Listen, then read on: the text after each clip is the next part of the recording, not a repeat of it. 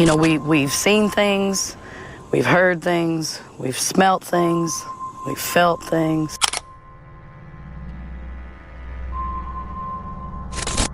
Doctors and nurses have been caught pacing the halls, while a little boy named Timmy is said to play with people brave enough to roll a ball.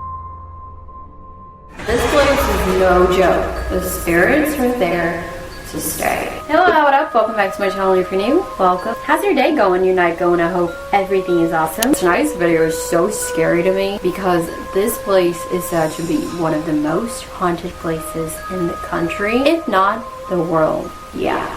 Of course, I've made a video about this in the past, but I thought it was about damn time I made a new one. So here it is. Before we get started though, I just want to say that if you're new here who post videos every week, make sure to like this video, comment, subscribe if you haven't already, and share it with a friend who likes spooky things. And now if you want to hear all about the Waverly Hills Sanatorium, just go ahead, turn up your lights, and stick around.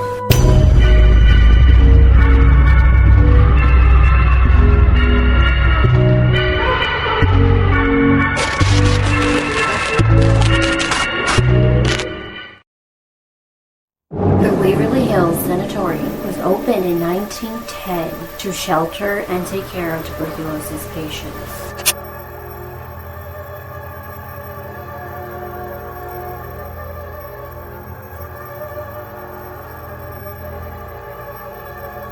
The history of this place is absolutely insane. And once you hear about it, you understand why the place is so haunted and considered one of the most haunted places in the world. That blows my mind. Do you know how big Earth is for a place to be considered one of the most haunted in the entire planet? That's some scary shit right there. You know how in the early 1900s, tuberculosis was killing people left and right? And there was absolutely nothing anyone could do about it. It was really sad. They ran some of the most dangerous, craziest experiments, which some people will call treatments, but I call it experiment because honestly, all of that was absolutely insane. I mean, they were desperate to help people. A lot of people were dying, but they unfortunately kept failing.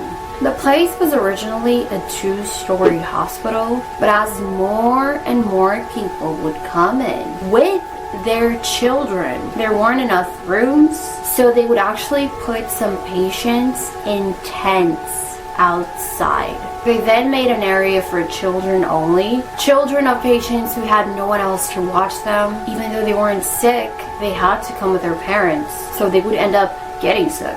But they also received children who had the disease, which must have been so freaking sad. It got so bad to the point where nurses could not leave. They couldn't work anywhere else because they were afraid they would just spread the disease even more. So they weren't allowed to leave. But yeah, people were coming from all over. So that's when they finally decided to make more rooms for the patients in 1924. So that year they started the construction of a 5-story building, which was only opened in 1926. And it was meant to accommodate over 400 patients. So that was a little better. But unfortunately it was kind of too late almost. So to be diagnosed with tuberculosis back then, more often than not, that would mean death. And some of their treatments included putting balloons, yes, balloons, inside patients' lungs and inflating them to encourage the lungs to breathe.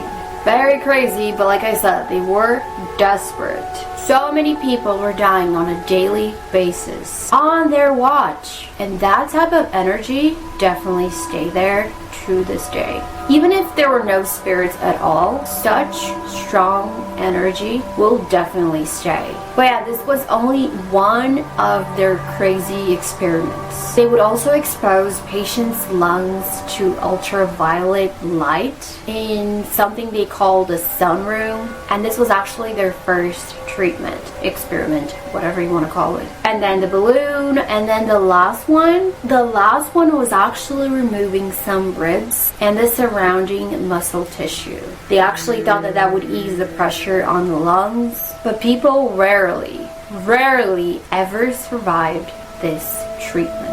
obviously. So for serious cases like that, they actually had something they call the death tunnel. They use this mostly to protect other patients, like their mental health, because they didn't want them to freak out and think they were gonna die. I mean, it's already pretty scary. The whole experience, scary, traumatic, and just very, very sad. People who were diagnosed with tuberculosis, they just knew they were gonna die. They didn't need a reminder. So the nurses did their best to not freak them out. Unfortunately though, most people who enter the hospital through the front door would leave through the death tunnel. So in 1961, the hospital closed because there weren't enough patients. There weren't as many cases, you know. No one knows exactly how many people died in that hospital because there was so many that they couldn't always keep up with all the numbers, all the records and all of that. But it is believed that at around 63,000, yes, 63,000 people died there over the years.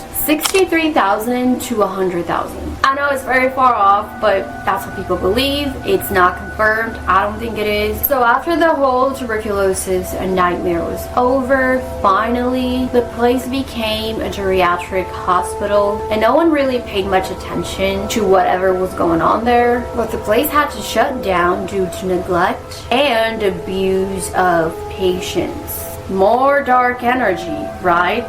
So as the years passed, the place started looking old, abandoned. Homeless people started staying there. They would do drugs. They would even live there or whatever they did. Not all of them would do drugs, but you know what I mean. Just a lot of vandalism took place there. More dark energy, bro. So eventually, while the homeless people were there, they would experience paranormal activity, not just them, other people too. And then ghost hunters, paranormal investigators, I like to call them ghost hunters because I think it's cute and that's my personality. So ghost hunters started showing up, investigating the place, exploring the place, all of that. And there's so many great evidence that you guys should totally look it up. I really want to go visit this place. Of course, I would never go alone. That would be so much fun. All the ghost hunters who've been to that place had the craziest experiences. And yeah, guys, this place is no joke.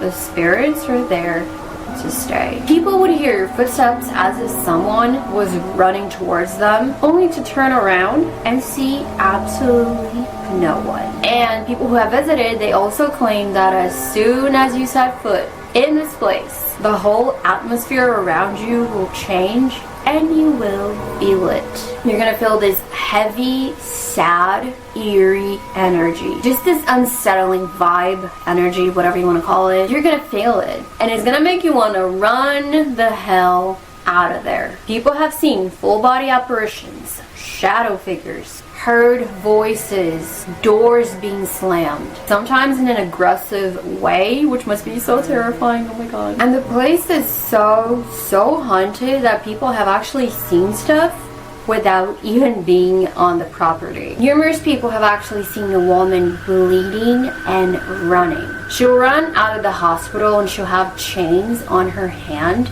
both her hands and legs. She'll run out, scream for help, and disappear in the thin air. And I mean, if this happened to one person, I'd be like, they're probably tripping, right?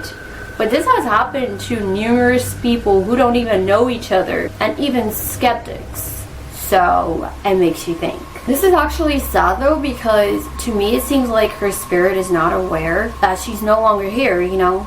So she's probably reliving some of her worst days there. That's just really sad. If I ever get the chance to go, I'll definitely try and communicate with her and maybe try and guide her, let her know that she's no longer here and that she should follow the light. I don't know, I'll do the best I can. I'm still learning. I do that sometimes when I feel like that there's a spirit around. I always tell them to follow the light, and yeah, I really do think it helps sometimes, but I don't know. It seems to me that there's a lot of lost spirits there. Even children's spirits. People hear them laughing, running as if they were playing together, and even singing Ring Around the Rosie, which creeps me the hell out. If you don't know the history of the song, definitely click this link right here. It's insane. It said that the deeper you go in the building, the scarier it gets. This place is definitely not for the faint of heart.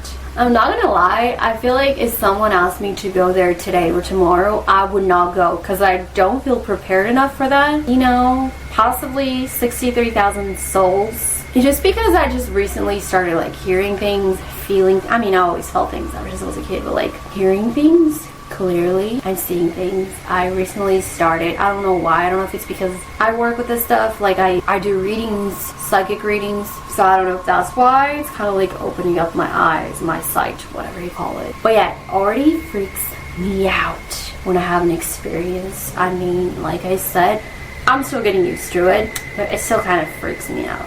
But hopefully I'll get used to it because I really love this stuff. Anyway, there's a spirit of this little girl who's so popular. She's a popular spirit. Everybody sees her, and people actually named her Mary. Now Mary, she can be nice and she can be scary. It just depends on the day, the people, and her mood. She can be very creepy and scare the hell out of you. It really just depends on who you are, like I said, and her mood at the moment, because she does change her mood a lot. She'll either be playing with the ball or just lurking the hallways in a creepy way. She'll be like hiding in the corner sometimes, which must be so creepy. So as the story goes, there's this woman who actually saw Mary on the 3rd floor, and she said that after that, she was never the same. She saw her as clear as day, and when Mary noticed her presence, she turned around and looked right at her. But the thing is, Mary had no eyes. The woman was so terrified. She ran out of there and refused to return ever again. Understandably. The entire place, like I said so many times, the entire place is haunted. Outside, inside, wherever. But the most haunted spot is the 5th floor. If you want a genuine good fright, go to the 5th floor. They say that this floor is where the patients who are going mad, they were going insane, that's where they would stay. So yeah, despite the whole place being haunted AF, there are certain spots, floors, rooms, whatever, that are more haunted than anywhere else and will make skeptics become believers. The whole energy, the whole atmosphere can definitely change your mood drastically, and you might even feel spirits touching you. So what do you guys think? Have you ever heard of this place before? My intention was not, like, when I got dressed today to film, I did not know what I was going to talk about, so it's just a coincidence that I'm dressed as a scary nurse and decided to talk about the Waverly Hills Sanatorium. How crazy is that? I promise you, I didn't notice that until now when I look at myself in the viewfinder thing. Hello. But yeah, definitely my thoughts. Have you ever heard of this place before? Would you ever visit? Would you like me to go visit and maybe run a little investigation? Definitely let me know your thoughts. If you're still watching this video, please comment these emojis right here. Subscribe if you haven't already. I post new videos every week. Thank you so much for watching this video. That means so much to me. I hope you're enjoying your month and your evening. Make sure to drop a comment down below, give this video a like, and share it with a friend who likes spooky things. And I'll see you children tomorrow.